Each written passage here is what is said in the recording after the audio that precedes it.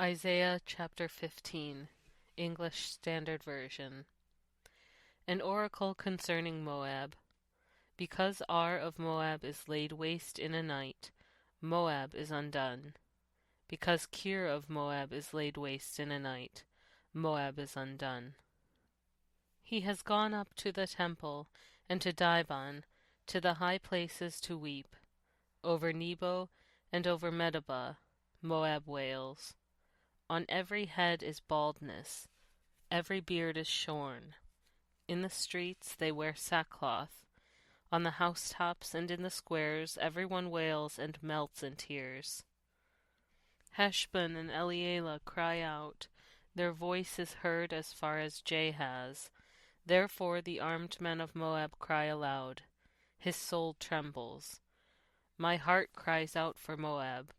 Her fugitives flee to Zoar, to Eglath-shelishiyah, for at the ascent of Luhith they go up weeping.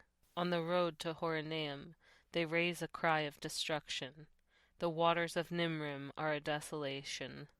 The grass is withered, the vegetation fails, the greenery is no more.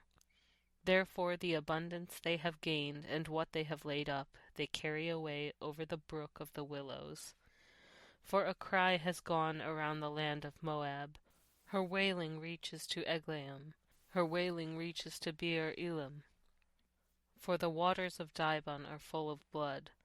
For I will bring upon Dibon even more, a lion for those of Moab who escape, for the remnant of the land.